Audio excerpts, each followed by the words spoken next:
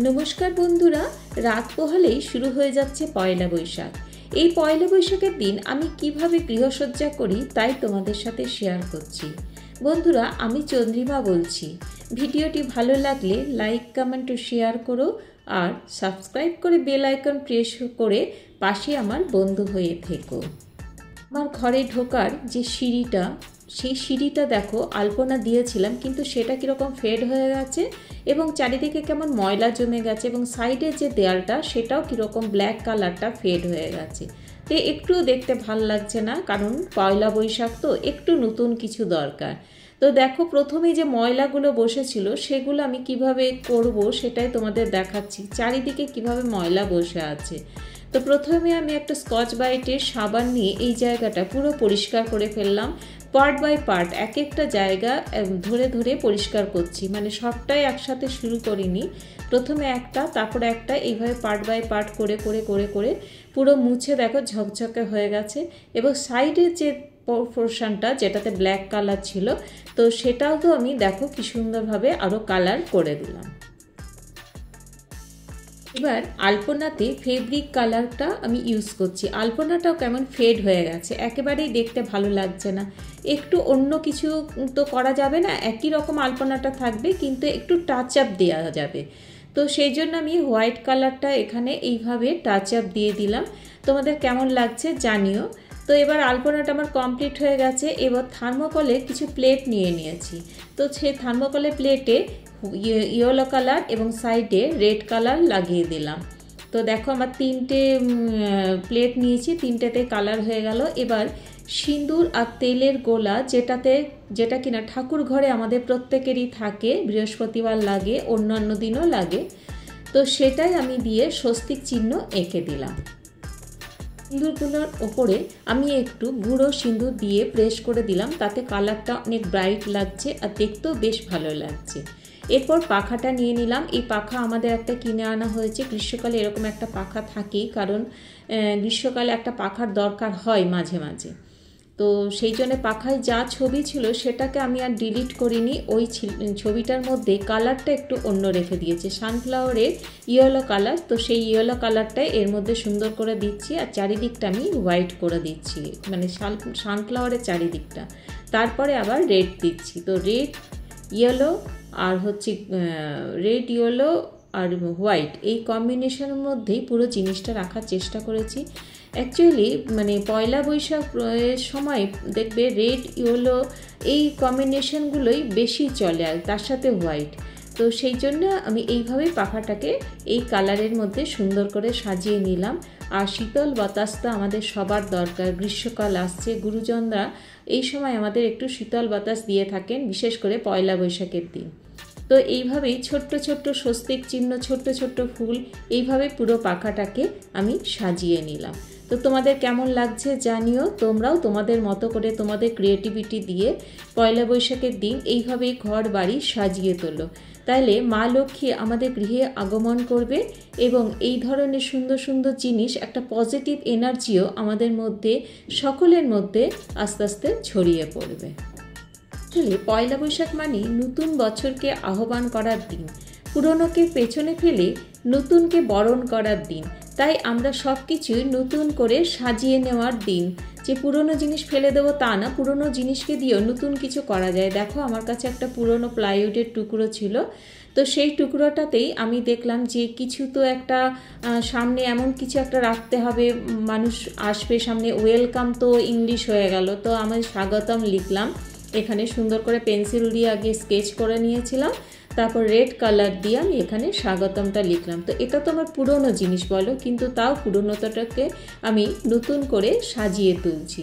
তো সেটাই হলো কথা, যে পুরনো জিনিস মানে ফেলে দেওয়ার তা না, সেটাকেও নতুন করে আমি কিছু করতেই পারি।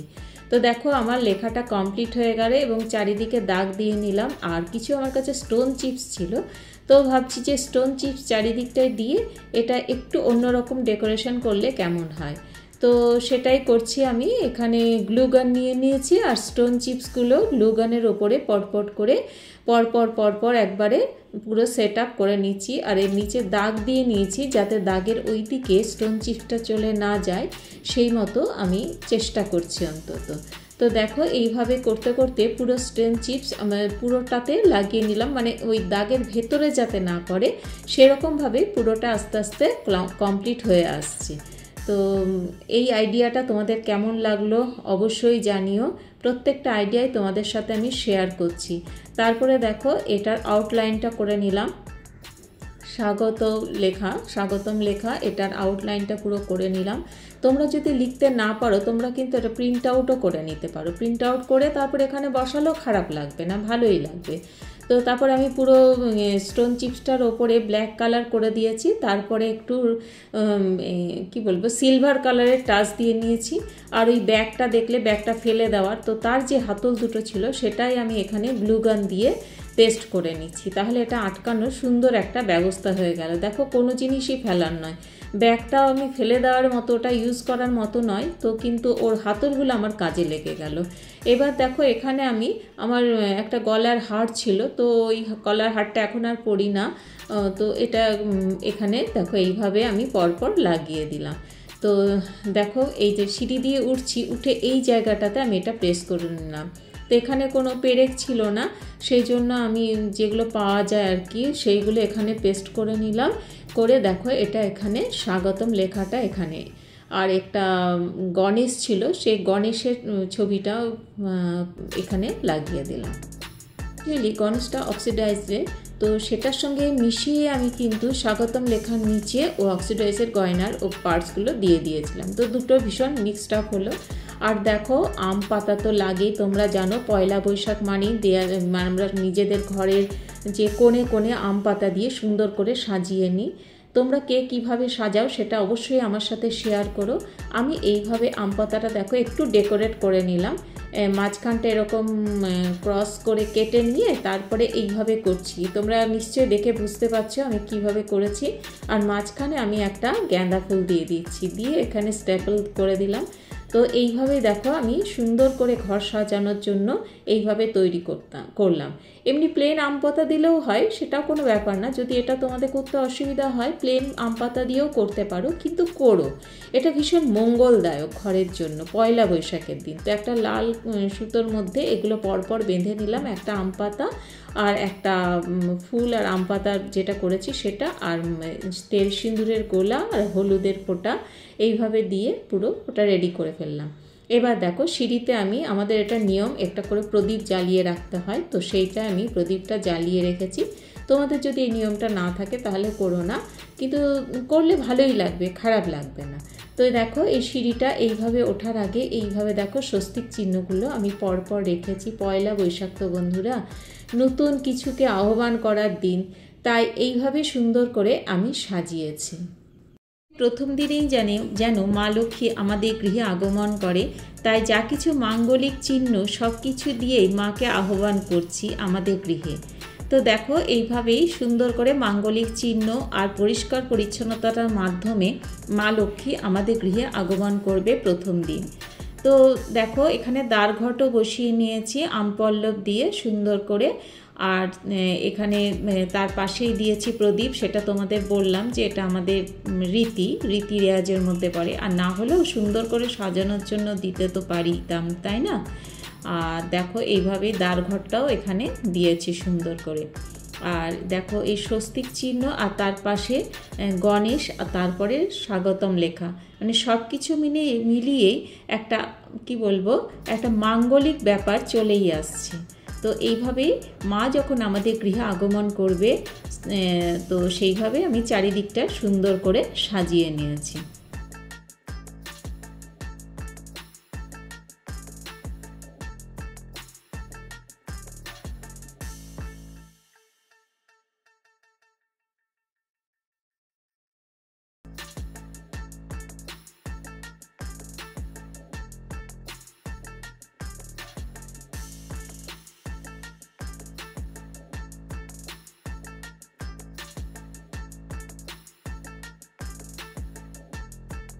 আমার সেন্টার টেবিলের উপরে আমি একটা হলুদ রঙের কাপড় পেতে নিলাম, হলুদ রঙটা অত্যন্ত শুভ।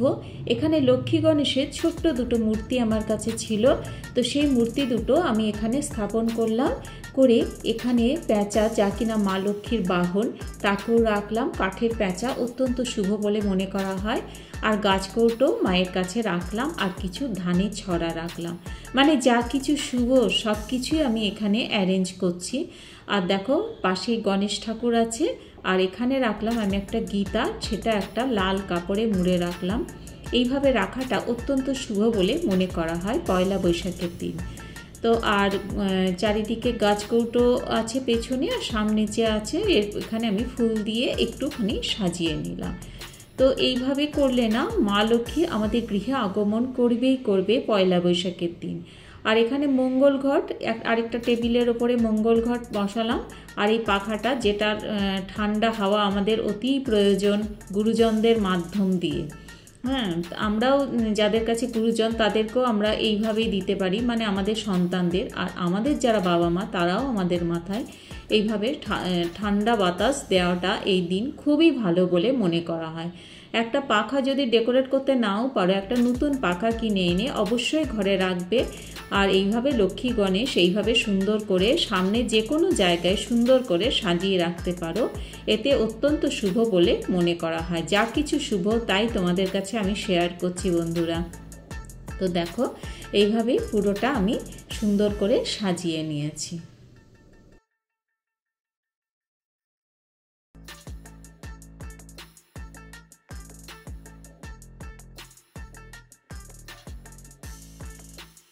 এবারে দেখো আম পাতা আর ফুল দিয়ে যেটা আমি করেছিলাম সেটাও জায়গায় জায়গায় আমি লাগিয়ে দিয়েছি।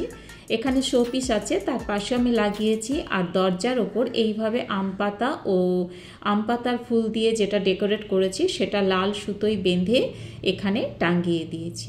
এইভাবেই আমরা পয়লা বৈশাখের দিন সুন্দর করে গৃহসজ্জা করে মা লক্ষ্মীকে আহ্বান জানাতে পারি আমাদের গৃহে। আমাদের সারাটা বছর যেন খুব ভালো কাটে, সকলে ভালো থেকো, সুস্থ থেকো, আনন্দে থাকো। এইভাবে আমি আমার গৃহটা সুন্দর করে সাজিয়েছি।